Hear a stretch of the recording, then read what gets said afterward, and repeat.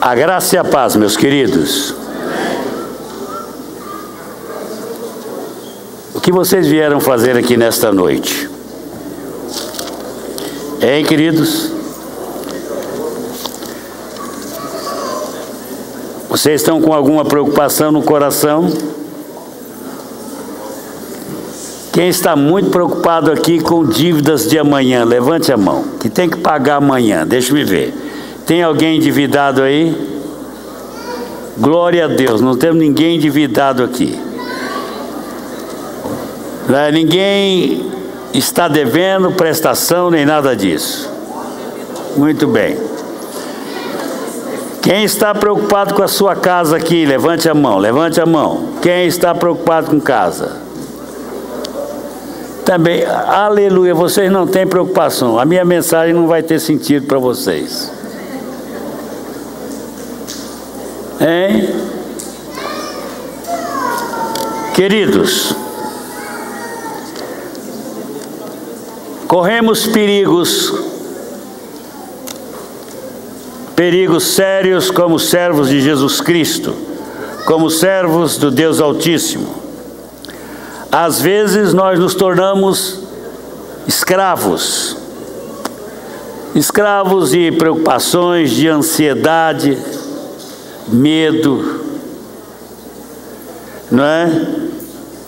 Escravos de bens terrestres, e isso pode segurar o nosso correr. Podemos perder a corrida cristã. A igreja tem sido, através dos séculos, atacada por filosofias, por heresias, e isto tem atrapalhado a carreira da igreja. Hoje eu quero falar com vocês sobre rompendo a escravidão do materialismo. Jesus, ele era antimaterialista. É interessante a visão que Jesus tem a respeito das coisas, a respeito do homem e das suas relações com as coisas, com bens materiais, com alimento, com roupa, com dinheiro, com fazendas, com contas bancárias. E Jesus vê nestas coisas um grande perigo de nos tirar de foco. As coisas podem tirar o nosso foco. Pode desviar o nosso foco, desviar-nos daquele que deve ser o nosso foco principal. Queridos irmãos, quando estudamos a Bíblia e nela avaliamos o sentido da nossa vida humana, nós começamos a descobrir certas verdades que devem de nos preocupar. É interessante, nós temos duas visões principais sobre o nosso surgimento no contexto do mundo. Então nós temos a visão evolucionista e temos a visão criacionista. A Bíblia é criacionista. Eu não aceito nem a evolução epigenética, isto é, uma evolução dentro da espécie. Cada espécie continua como sempre. E não surge outra espécie no contexto da criação além daquelas que Deus já criou, porque híbridos não reproduzem, certo? Então, nós temos A evolução que diz que nós somos obras do acaso, somos obra do acaso. Aí você tem vários tipos de evolucionismos. Mas o que determina essa visão de evolucionismo principal é o trabalho de Darwin sobre a origem das espécies. Contudo, quando nós vemos a história dos seres, a evolução dos seres, ou o aparecimento dos seres, nós vamos ver que não há lugar para a evolução. Cada espécie continua dentro do seu contexto e não saiu de lá. Por exemplo, se você cruza cavalo, jegue e égua, nasce um híbrido chamado mula. Mula e burro não reproduzem, sabiam disso? Mula é um ser único, nasce para ser mula, morre mula, e não reproduz mula. É um híbrido. Nem o híbrido reproduz. Então, queridos, eu não vejo lugar para a evolução da espécie, principalmente quando considero o homem. Eu não sou fruto de evolução. O meu 200º avô não era macaco, certo? Não tinha pelo, como macaco, não subia em árvore, tinha mão como eu tenho, pés como eu tenho, não tinha rabo. Por quê? Eu sou criacionista. Eu vejo o homem como tendo como fonte de sua origem Deus. Eu sou um ser planejado para ser como sou. Você foi planejado para ser como você é. Você pode ir num cirurgião, mudar o seu nariz, mudar o seu olho, tornar-se, deixar de ser japonês e ser outro, mas não tem jeito. O seu interior continuará sempre o mesmo. Algo foi plantado dentro de você que só foi mudado pelo pecado. Você foi criado à imagem e semelhança de Deus. Você foi criado para ser sócio de Deus. Isso é a coisa mais grandiosa que eu conheço. Mas o homem foi criado à imagem e semelhança de Deus e tem como sua fonte mantenedora, sustentadora, garantidora Deus. Quando nós perdemos a rota de Deus, nós saímos completamente do propósito para o qual nós fomos criados. E aí nós nos tornamos um problema no contexto da criação, porque passamos a não gostar de nós, a não aceitar o que somos e a não trabalhar no aperfeiçoamento daquilo que somos para realizar o propósito para o qual nós fomos criados. E nesse contexto da nossa criação, nós temos uma fonte que nos mantém dentro do propósito, que é Deus. Quando nós perdemos o foco da fonte, saímos do caminho, saímos do propósito de Deus, nós nos tornamos um grande problema para nós mesmos. Perdemos a nossa motivação, perdemos o nosso propósito.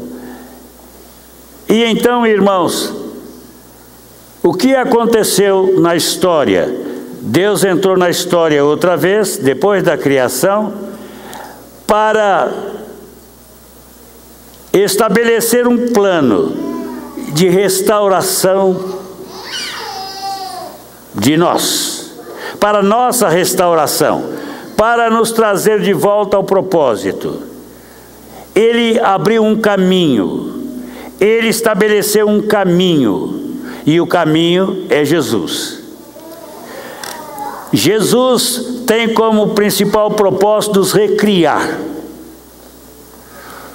O homem fora de Deus, ele tem uma preocupação. Ele se preocupa com as coisas.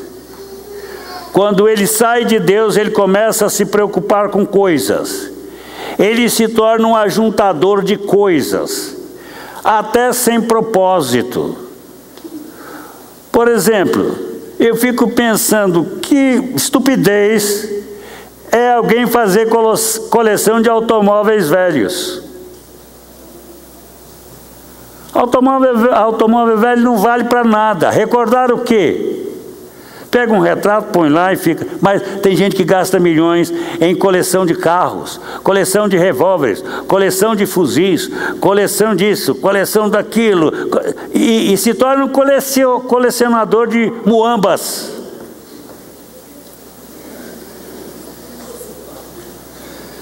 Agora, se eu fosse colecionar muamba, eu colecionaria canetas e relógios.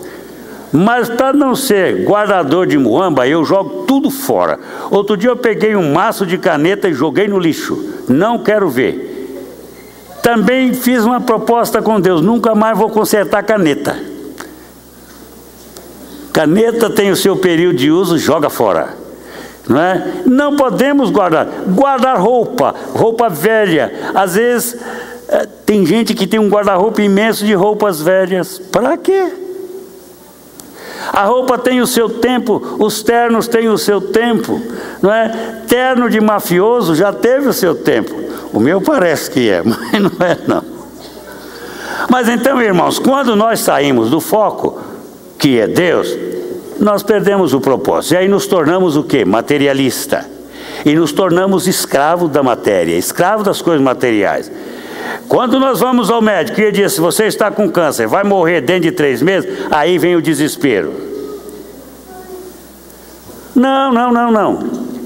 Temos que viver a vida que Deus planejou para nós. E quando nós caímos no propósito de Deus, então nós vamos ver as coisas diferentes do que são. Nós não vamos nos deixar dominar. Eu fiz um voto na minha vida: não vou me deixar dominar por nada material. Não quero. Eu não sou ajuntador nem colecionador de dinheiro. Eu não coleciono dinheiro velho. Dinheiro só novo.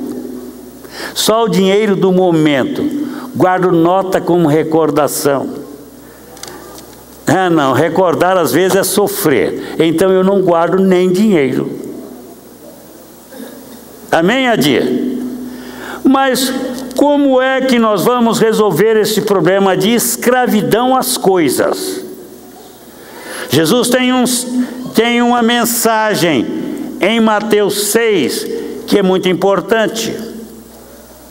Esta mensagem de Jesus nos coloca face a face com uma realidade, nos coloca face a face com a urgência de tratarmos das coisas do ponto de vista de Deus, para que não caiamos em escravidão. Quando a gente ama as coisas, a gente se torna escravo. É escravo do carro. Vocês já pensaram um carro administrar a gente? Um carro cuidar da vida da gente? Um carro determinar a vida da gente? E será que um carro pode ser o senhor de alguém? Pode ou não? Pode. A semana retrasada, um rapaz bateu no carro de um homem, ele desceu do carro e deu 2 tiros no rapaz e o matou, porque bateu no carrinho dele. Quem era o senhor daquele homem? O carro. O carro era o senhor da vida dele, não podia tocar, era o ídolo dele. Eu não vou comprar o carro que eu gosto dele, porque ele vai ser meu senhor. Eu gosto de um Mercedes Sport. Loucura, né? Eu vou comprar Mercedes para quê? Só se eu hipotecar o filho, a mulher, a filha, os netos e o genro ainda. Nem se eu juntar todo o dinheiro que eu já ganhei, eu posso comprar. Então eu não gosto de Mercedes. Gosto da senhora chamada Mercedes, mas não do carro. Então, irmãos, disse Jesus o seguinte, Mateus 6, vamos abrir a Bíblia em Mateus 6. Para que não vos torneis escravos de nada material, disse Jesus, eu vos digo, não andeis, verso 25, não andeis ansiosos pela vossa vida quanto ao que haveis de comer ou beber, nem pelo vosso corpo quanto ao que haveis de vestir. Não é a vida mais do que o alimento e o corpo mais do que as vestes? Observai as aves do céu, não semeiam, não colhem, não ajuntam em celeiros, contudo o vosso Pai Celeste as sustenta. Porventura, não valeis vós muito mais do que as aves? Qual de vós, por mais ansioso que esteja, pode acrescentar uma medida ao curso da sua vida? Quem é que pode acrescentar um mês à sua vida? Chegou a hora, não há jeito de você fazer acréscimo ao seu tempo de vida. Aí Jesus disse, não é a vida mais do que o alimento e o corpo mais do que as vestes? Observai as aves dos céus, não semeiam, não colhem, nem ajuntam em celeiros, contudo o vosso Pai Celeste as sustenta. Porventura não valeis mais vós, muito mais do que as aves? Qual de vós, que esteja, por ansioso que esteja, pode acrescer medida a sua vida? E por que andais ansiosos quanto ao vestuário? Considerai como crescem os lírios do campo, eles não trabalham nem fiam. Eu, contudo, vos afirmo que nem Salomão em toda a sua glória se vestiu como qualquer deles. Ora, se Deus veste assim a erva do campo, que hoje existe e amanhã é lançada no forno, quanto mais a vós outros, homens de pequena fé? Portanto, não vos inquieteis dizendo, que comeremos, que beberemos, ou com que nos vestiremos? Porque aqueles que não conhecem a Deus é quem procura todas estas coisas. Pois vosso Pai Celeste sabe que necessitais de todas elas. Não adianta você se preocupar com as coisas, você não pode acrescer coisas à sua vida, a não ser perdendo parte da sua vida. Como é que nós vamos fazer? Onde está a solução? Aí Jesus vem com a solução. Buscai, pois, em primeiro lugar o seu reino e a sua justiça, e todas estas coisas vos serão acrescentadas. Portanto, não vos inquieteis com o dia de amanhã, pois amanhã trará os seus cuidados, ou o seu mal. Basta ao seu dia o próprio mal. Basta ao dia que você está vivendo o seu próprio mal. Aqui Jesus ensina princípios, ou o princípio que vai nos liberar de todos os princípios de escravidão ao materialismo. Sabem, meus amados irmãos, quando Deus levou Israel para o deserto, Ele o levou para o deserto para cuidar de Israel, neste sentido de fazê-lo independer, de tirá-lo da escravidão das coisas.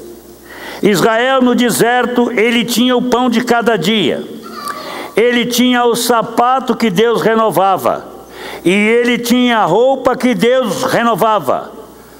Não havia como renovar roupa no deserto, a menos que fosse de couro. Mas a gente não veste couro no deserto. A roupa era renovada, o sapato renovado. Eu não sei como os anjos faziam para renovar tanta roupa e tanto sapato, mas tudo era feito no deserto. Israel era suprido de tudo, de água, roupa e comida. E era também, irmãos, livre do sol. E era iluminado à noite. Deus pagava toda a despesa. Deus supria Israel. Deus era o supridor, era o mantenedor do seu povo. E ele fez isso para que Israel aprendesse o caminho de vitória contra a escravidão materialista. Ele queria que o seu povo tivesse uma visão dele, uma visão dos céus, uma visão de bens mais infinitamente mais poderosos e melhores do que bens materiais. Ele queria criar um povo que dependesse dele, que no dia a dia o buscasse. Ele não queria um povo preguiçoso. Ele queria um povo que confiasse nele, no seu poder supridor, no seu amor supridor, na sua misericórdia estendida sobre eles. Então Deus, naquele deserto, estava tratando de criar um povo que vivesse acima do materialismo, que se preocupasse com o seu reino, que se preocupasse com o propósito do coração de Deus, que se preocupasse em realizar o plano de Deus. Um povo livre, um povo que não se agarrasse às coisas, que não se escravizasse a coisas. Mas pastor, eu não posso ter nada? Pode. Mas aprenda a não se deixar dominar pelas coisas. Aprenda um princípio, que as coisas que você tem, sendo você servo de Deus, vêm de Deus. A Ele pertence todas as coisas. Dele a terra e a sua plenitude, o mundo e todos os que nele habitam, tudo é de Deus. Deus quer que nós nos relacionemos com Ele num plano tal que nos tornemos ligados a Ele, que Ele dirija a nossa vida. Ele quer ser o líder da nossa vida. Ele quer administrar o nosso tempo, o nosso fazer, o nosso realizar. Ele quer que nós conheçamos uma vida de plenitude nele. E isso só acontece quando nós aprendemos a depender dele, a confiar nele para a nossa vida plena. Sabem, irmãos, quando nos escravizamos às coisas, nos tornamos escravos cruéis e egoístas, e fazemos tudo para não dividir as coisas. Queremos ser o dono do mundo. Há uma figura de revista infantil que eu gosto muito dela, é o tio Patinhos, o tio Patinhas. Eu li muito isso quando era adolescente. O tio Patinhas, ele vive para conquistar cada pratinha no mundo. Ele não quer dividir a sua riqueza com ninguém. Ele vai longe para buscar a última moedinha que ele sabe que existe. Ele tem um caixa forte, que só ele tem a chave. Ninguém entra lá, é o caixa forte dele. Ele não divide nada. Há uma musiquinha brasileira que é muito ligada ao tio Patinhas. É uma musiquinha que diz assim, do meu tempo de criança: sou pão duro, vivo bem, não dou esmola, não faço favor, não ajuda ninguém.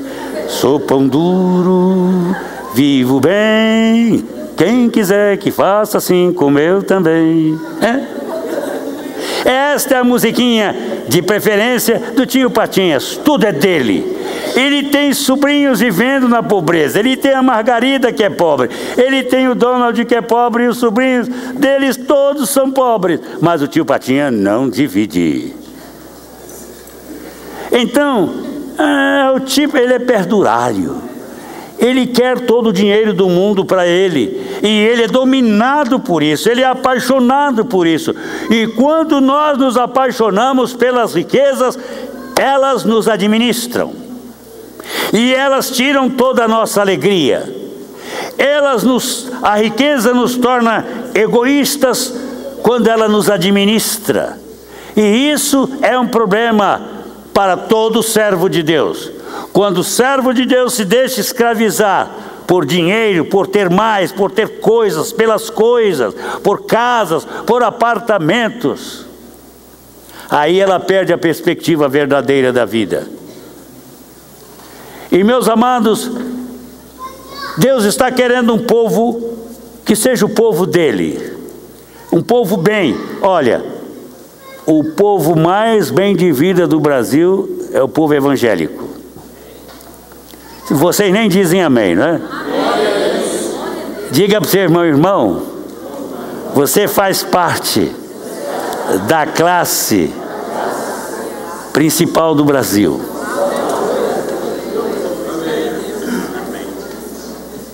Vocês sabem, hoje até os incrédulos querem ser cantores evangélicos, porque vendem. Eu nunca vi um povo que compra tanto quanto o povo evangélico. Eu faço parte desse povo. Eu sou um comprador terrível de livros. Não adianta o Davi falar, não adianta a Neuza falar, ninguém. Não, eu compro livros. Eu sou livro maníaco. Compro, mas não deixa, leio todos que eu compro. Eu vou lá e eu já não tenho onde pôr livro. Daqui uns dias eu começo a pôr livro debaixo da cama. Hein? E eu quero informar a vocês que eu, no momento certo, eu vou dar uma biblioteca para vocês. Ela tem quase 6.000 volumes. E então vocês poderão se divertir. Mas, irmãos, fora isto, os evangélicos são um povo bem de vida. Vocês já viram como nós moramos bem? Hein? Graças a Deus. Quem é que mora mal aqui? Levante a mão. Levante a mão, eu quero ver. Quem é que mora mal? Você está sem coragem. Eu não estou perguntando se você mora não sei lá onde, não. Na Ceilândia, sei lá onde. Não, não é isso. Você mora bem.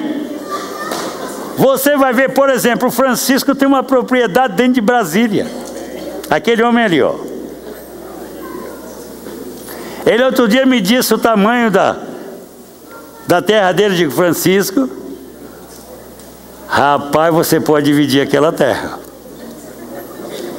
Irmãos, todos moramos bem, somos um povo bem, mas por que nós temos tardância de estar unidos ao propósito de Deus para a nossa vida?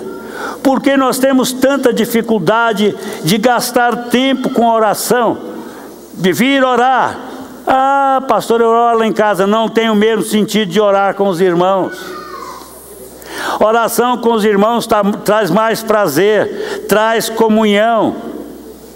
Na oração com o irmão a gente divide preocupações, a gente divide propósitos. Podemos orar por mais coisas, mas não posso. Não tenho tempo. E o seu crescimento bíblico, como está? Está bem? Mais ou menos? Ou mal? Por que está mal? Porque você não tem tempo. Há Bíblias que estão novinhas em folha. Outro dia eu perguntei a alguém assim: quantos anos tem essa Bíblia? Tem 30 anos. Eu digo, mas tem uma belezinha. Não tem nenhuma página assim demonstrando que é mais usada. Eu digo, isso está boa. E eu fui na casa de alguém, lá estava aberto no Salmo, que eles acham que é o Salmo contra os demônios. Qual é o Salmo? 91. 91. A Bíblia estava aberta naquele Salmo 91 há 25 anos, só ali. Esse é o meu salmo preferido, pastor. Eu leia, sabe ele? Não sei não, mas a Bíblia está aí aberta. Sabe, eu também não sei. Não tenho tempo. Sabe por que Jesus é antimaterialista? Porque Ele quer você livre. Ele não quer você escravo. Ele quer que você seja um homem, uma mulher completamente livres. Por isso Ele veio, para mudar o curso da sua história. Jesus é o único que tem poder de mudar a nossa perspectiva histórica. Ele pode mudar a sua história. Ele pode mudar o seu momento. Ele pode direcionar a sua vida. Ele pode criar um destino tremendo para você, e Ele veio para criar isto. Sabe, eu gosto muito da passagem de Lucas, lá de Zaqueu, quando diz: porque o Filho do Homem veio buscar o que se havia perdido. Porque o Filho do Homem veio salvar o que se havia perdido. Ele veio para recriar a nossa história. Ele veio para nos dar um novo espírito, um novo coração, para nos fazer um novo homem, que não se deixe escravizar pelas coisas. E, meus amados, quem é o materialista? O materialista é aquele ou aquela que tem uma vida extremamente devotada aos bens, aos valores e prazeres materiais. Tem tudo a ver isso com a nossa geração. A nossa geração é uma geração voltada para as coisas materiais, até para o corpo. Nós temos, irmãos, uma geração que adora um corpo bem feito, curado, fica lá um corpo sarado, um corpo atlético, bonito, não é? E mulheres que acham bonito ter músculo. Mulher musculosa é feio. Mulher não nasceu para fazer halterofilismo. Não. Aí fica aquela... Vocês sabem, a gente pensa que isso é importante. Há em Israel um homem muito importante. Ele é o autor da Bíblia judaica. Ele foi, irmãos, um homem estudioso dessa questão de corpo, de ginástica. Ele foi um dos melhores nesta área. Ele tinha um corpo saradão. Ele era uma coisa, ele escreveu livros sobre isso. Hoje ele está lá em Israel. Ele é da minha idade. Mas está...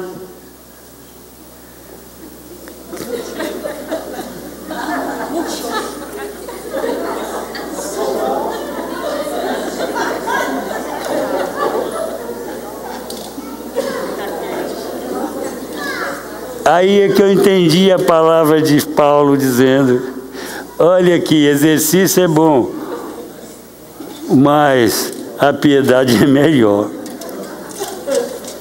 Porque eu vi que aquele homem, apesar de um homem que é servo de Deus, foi um dos grandes fisiologistas dos Estados Unidos, e escreveu o livro, corredor, atleta, mas hoje está pior do que o Vilaça, que nunca foi nada disso. Eu digo: viva eu. Às vezes eu penso assim: parece que você não envelhece. Parece só. Então, irmãos, mas isso é materialismo, uma preocupação. Olha, se a mulherada que vai lá para a academia, fica 2 horas lá, fica na bicicletinha, lê-se a Bíblia naquele tempo, ela estava muito mais longe do que está. Não, faça 1 hora, pode fazer 1 hora de ginástica. Mas para lá, gente, fazer como essa moçada aí. Outro dia eu vi uma mulher dando entrevista sobre o corpo dela. Eu digo: mas que mulher vazia, não tem nada. A mulher só sabe falar naquela ladainha de corpo. Ou coisa chata. Não tem nada para dizer para ninguém. Ah, porque meu corpo, porque eu vou, porque eu faço, porque eu aconteço. Fica o dia inteiro numa academia, gente. Isso é materialismo. Isso é preocupação demais com o corpo. Ah, é verdade, eu cuido do meu corpo. Gente, eu cuido mesmo. Olha aqui, faço até uma ginastiquinha lá na cama, pastor Max. Ó, faço lá na cama. Às vezes e aí diz Neuza, pastora Neuza diz para mim assim: Vilaça, quando nós mudarmos para Águas Claras, todo dia da semana nós vamos andar naquele parque. Eu digo amém.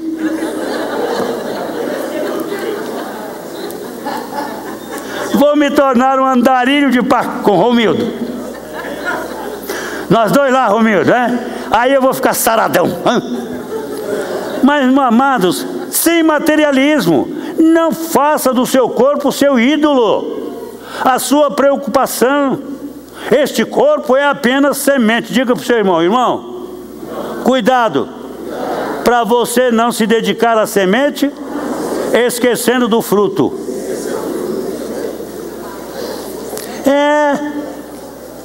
Isso é semeadura. Ó, isso vai ser semeado.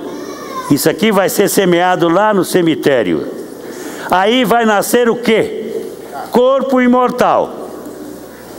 Daqui vai surgir imortalidade, corpo espiritual. Isso vai ser transformado. Quem não gosta de si mesmo aí, levante a mão. Deixe-me ver. Quem não gosta?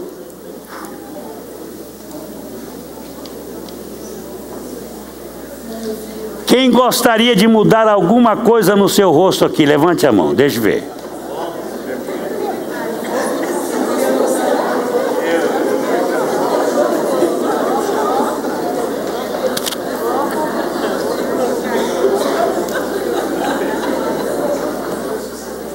Irmãos, eu não sei como vai ser, mas eu sei que vai ser. João disse que nós seremos neste corpo semelhantes no corpo, ou teremos um corpo semelhantes ao de Jesus. Quer dizer que teremos um corpo mais ou menos como este aqui. Vai ser exatamente isto aqui. Eu não sei se eu vou ser como sou, se serei por toda a eternidade como eu sou. Vai ser duro aguentar isso uma eternidade. Mas não vai ter problema, porque este corpo será um corpo glorioso. Que tipo vai ser o seu corpo, seu Davi Vilaça? Lindão. Diz ele, vai ser lindão. Bimbato, não importa a sua aparência, mas você terá um corpo lindão.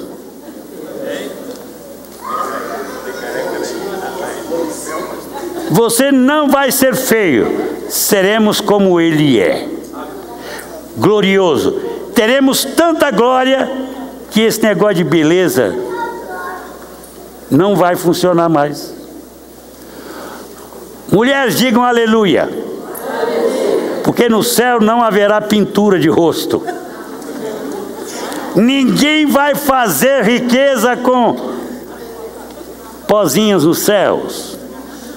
Ninguém vai vender batom, ninguém vai vender blush.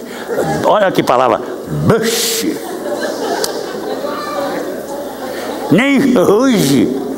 Hoje é coisa do passado, hoje é blush. Queridos, de forma que Jesus nos mostra que há coisas muito maiores do que as terrenas.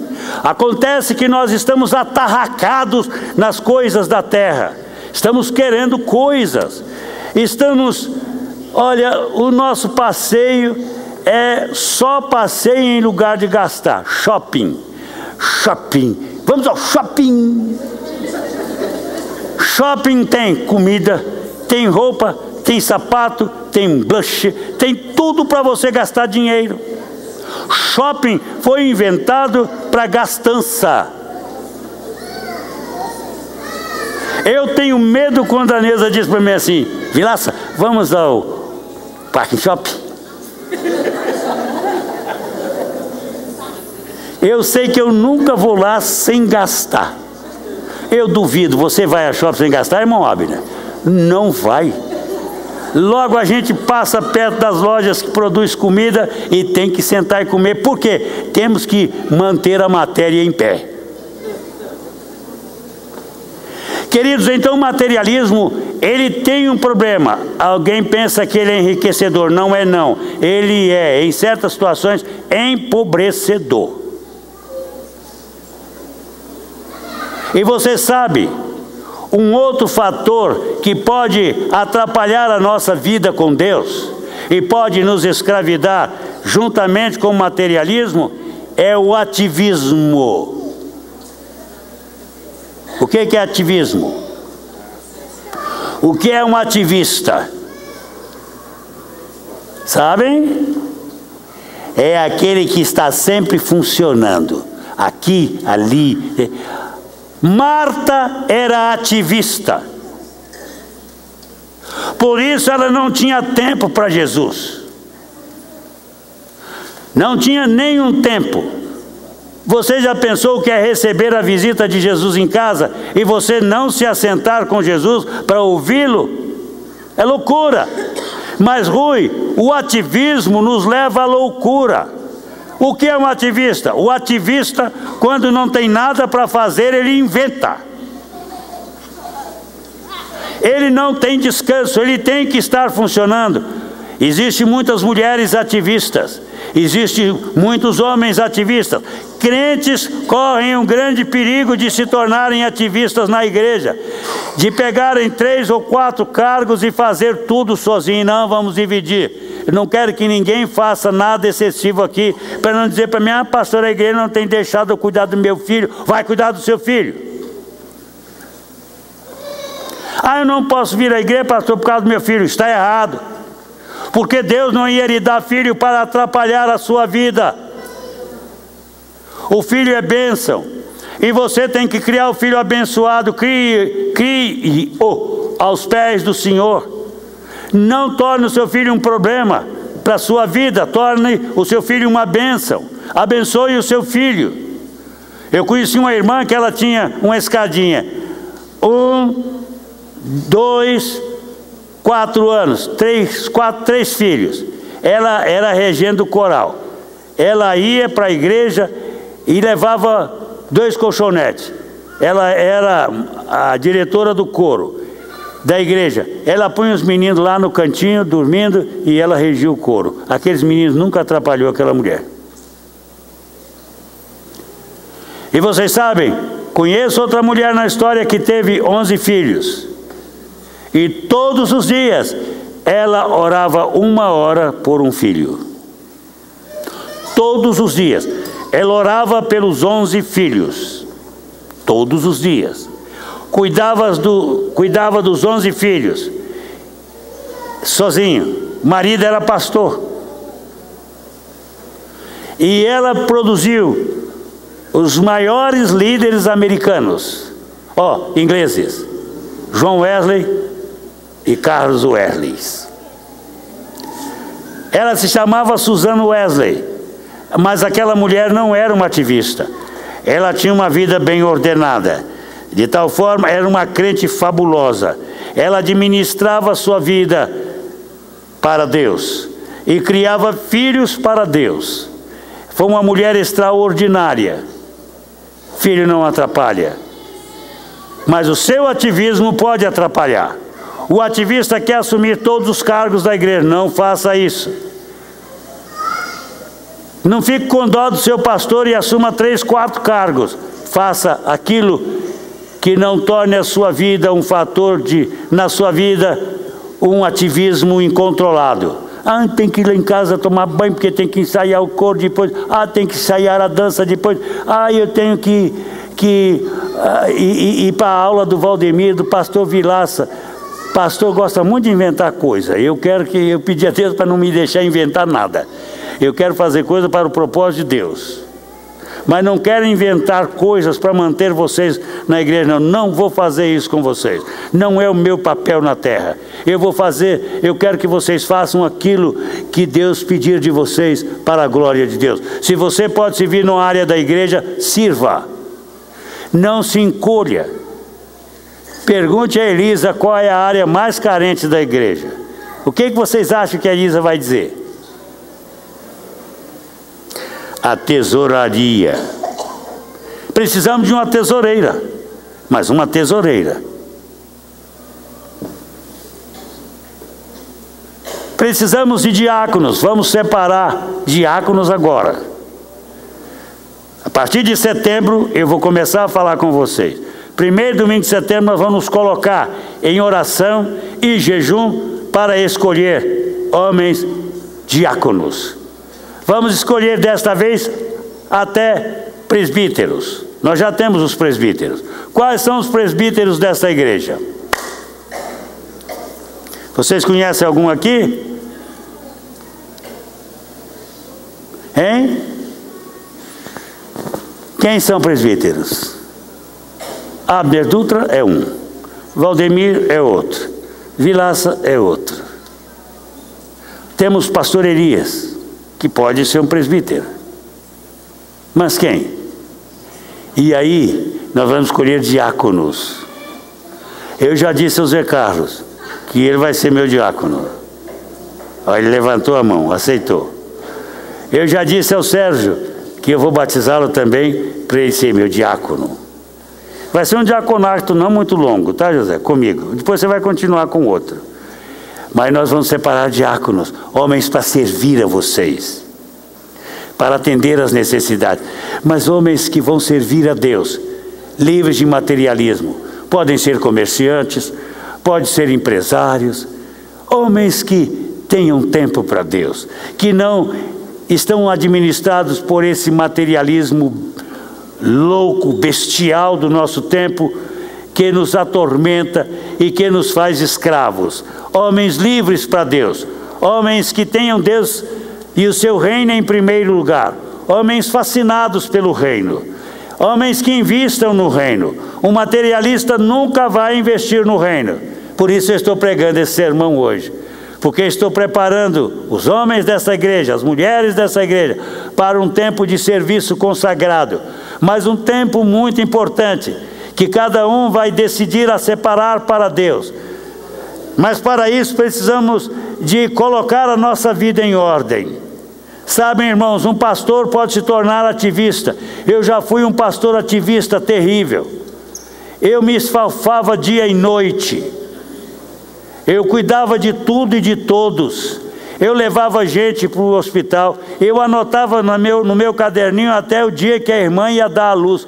Quando eu descobria que a mulher estava grávida, a primeira coisa que eu perguntava para ela: quando você vai dar à luz? Eu tinha uma cadernetinha.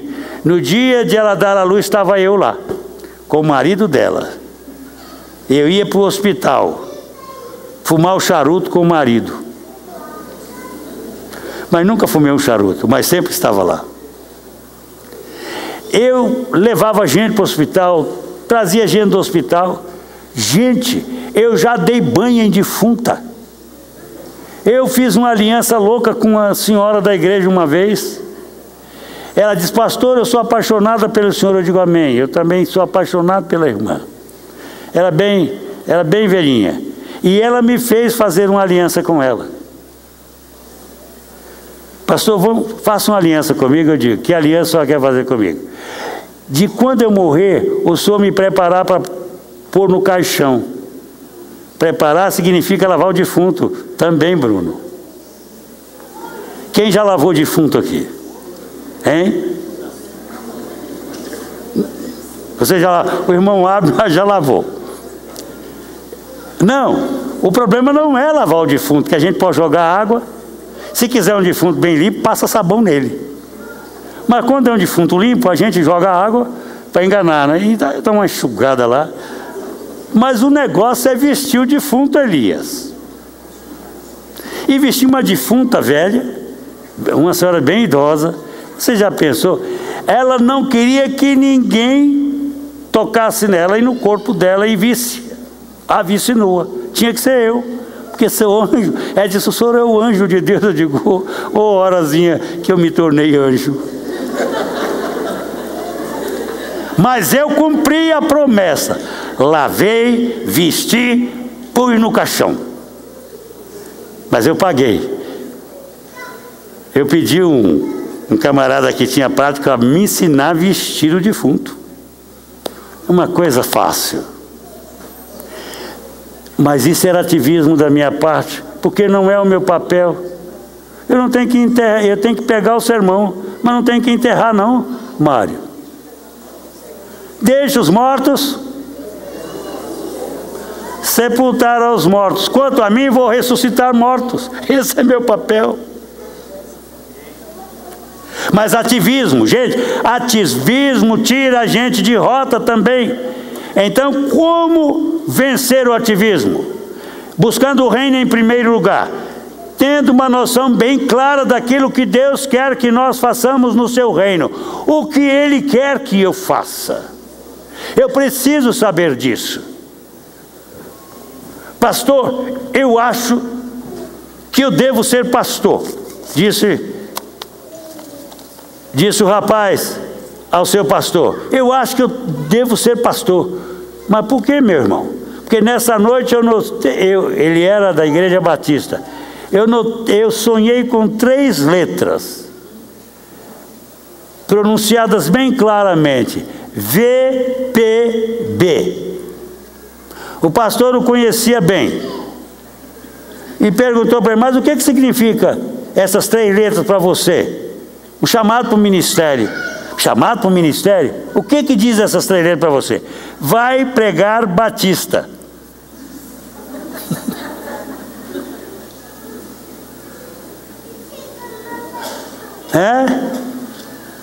O pastor disse, moço, não é não.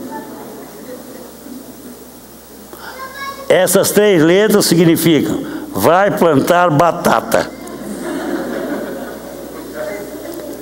Porque o mocinho não tinha nem um pouquinho de vocação.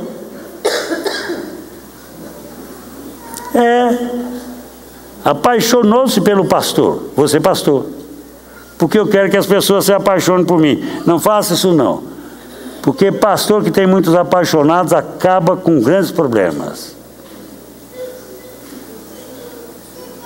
Então, irmãos, como vencer o materialismo? Nesta noite, eu vou ensinar um princípio a você. Comece a buscar o reino em primeiro lugar. Comece a colocar Deus em primeiro lugar. Comece a ter Jesus como seu Senhor. Depois, procure conhecer o propósito de Deus para a sua vida, para você não se transformar num ativista improdutivo na terra. Não é bastante ser pastor. E não é importante ser pastor mais do que ser advogado, ser médico, ser um empresário, não é. Apenas áreas diferentes que nós podemos investir na vocação cristã. Você pode ser tão bom como o seu pastor, se você estiver servindo como empresário a Deus de uma forma leal, sincera e profunda. Você pode ser tão bom quanto o seu pastor, servindo a Deus como advogado, como médico, como enfermeira, como professor, como professora, como trabalhador numa empresa, como catador de lixo. Você pode ser bom. E tem crentes que catam lixo, mas vivem uma vida tão plena que dá inveja na gente.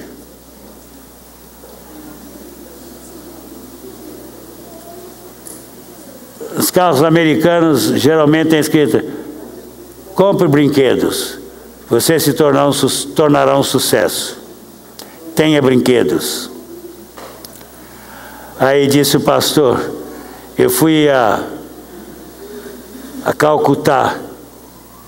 As pessoas não tinham dinheiro para comprar comida, nada escrito em para-choques de carro. As pessoas viviam para cada dia. Cada dia elas tinham o alimento que precisavam, nenhuma garantia para amanhã. Mas foi em Calcutá, disse ele era um precioso servo de Deus. Em Calcutá, eu conheci as pessoas mais dadivosas da terra. E logo eu aprendi uma coisa. Quando eu chegava numa casa, eu não elogiava nada naquela casa. Porque se eu elogiasse qualquer objeto numa casa de um pobre daquele, eu teria que levar o objeto. Ele fazia questão que eu levasse aquilo de que eu gostei. Então eu não elogiava. Se eu gostasse de uma panela, a mulher me dava a panela. E eu não quis fazer isso. Não pode fazer isso. Diz que lá os crentes têm o costume de dar aquilo que a pessoa acha bonito. Ele diz, foi ali que eu encontrei as pessoas mais dadivosas. Não nos Estados Unidos.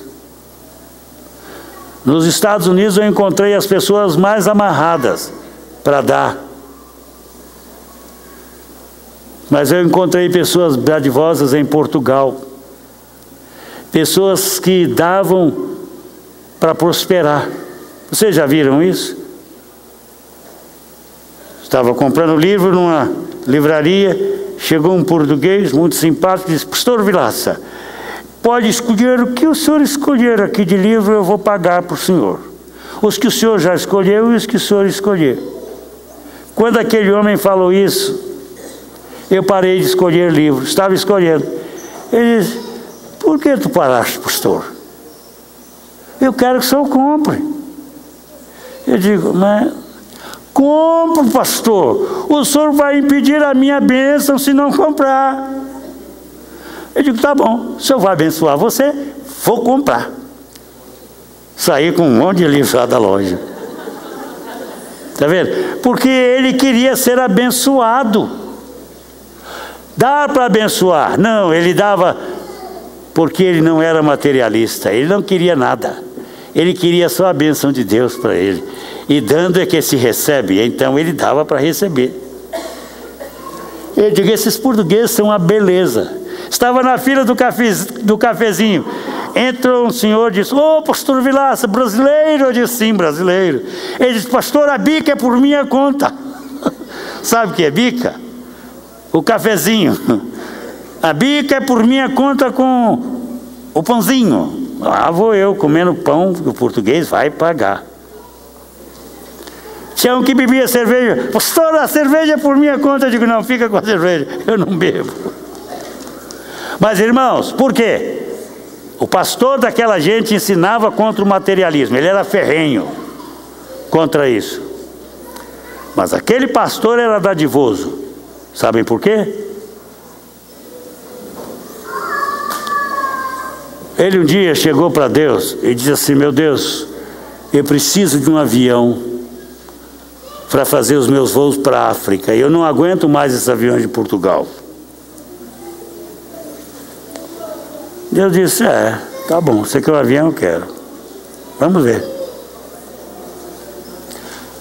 Aí um dia Deus chegou para ele e disse para ele, você quer um avião? Quero. Semeie o seu Mercedes. Mas semeie no pastor tal. Ele disse, mas Deus, semear o meu Mercedes neste pastor? Sim, neste pastor. Mas Senhor, tu não estás vendo que esse homem é meu inimigo, ele me combate tudo o que eu faço. Semeia o Mercedes nele. Ele disse, não te entendo, Deus. Vais entender. E aquilo ficou na cabeça dele. Semeia o Mercedes. O pastor tal, semeia o Mercedes. Tá bom. Pegou o carro, dirigiu até a casa do pastor, bateu na porta com os documentos e a chave na mão e disse para o homem assim: pastor, o senhor tem grandes problemas comigo, mas Deus quer que eu ame você, e eu te amo tanto que este carro é seu. Aqui estão as chaves e aqui está o documento do carro. Tchau. Mas pastor, o senhor vai me dar um carro? Até. É seu carro, Mercedes-Benz. E está bem, agora vou andar no meu carrinho, né? Não, senhor? Tá bom. Daí uns dias, daí uns tempos, o que aconteceu? Ele estava no jato dele, viajando para a África. Quem semeia pouco, vai colher pouco. Quem semeia abundância, quem esquece o materialismo e semeia para valer no reino, vai colher em abundância. Queridos, em que está o segredo? Qual o segredo? Buscar o reino em primeiro lugar. Ter Jesus em primeiro lugar. Deixar Deus dirigir a sua vida e os propósitos da sua vida. É aí que você vai combater o materialismo. Estudando a palavra, aplicando princípios da palavra na sua vida. Hoje eu não vou falar de princípios, que já ministrei bastante a vocês. Mas o que você vai fazer? Está muito preocupado com coisas a ponto de não ter tempo para Deus?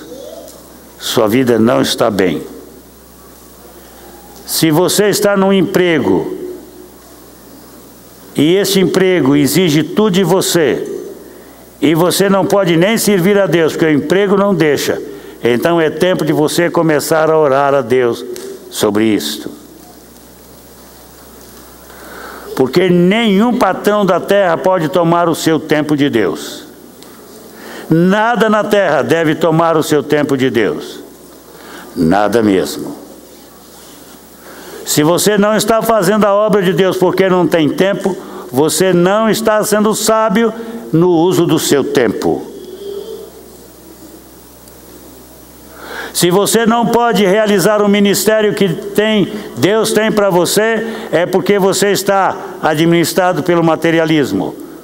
Então você não está agradando a Deus, está fora do propósito de Deus. Deus tem um ministério para a sua vida, Deus te deu um dom. Por que você não põe o seu dom em prática? O que falta a você? Vou perguntar a vocês: vocês acham que oração é um dom ou é um mandamento? Hein? Quantos creem que oração é um dom? Levante a mão. Tinha que ser o João Marco.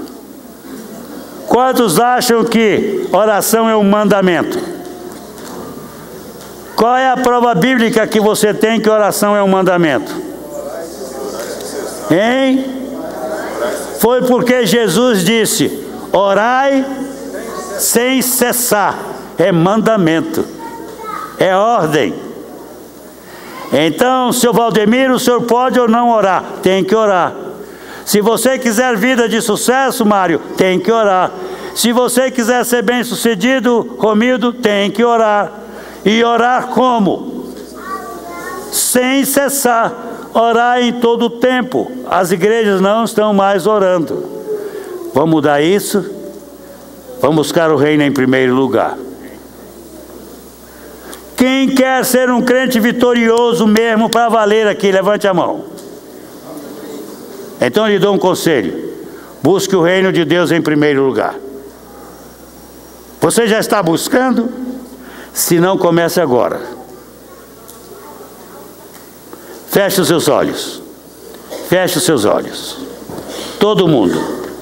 Eu vou pedir a você que quer começar um novo tempo com Deus, dando a Deus todo o tempo que Ele tem direito na sua vida, em primeiro lugar, eu quero que você fique de pé agora, aí onde você está. E eu não vou chamar você aqui não.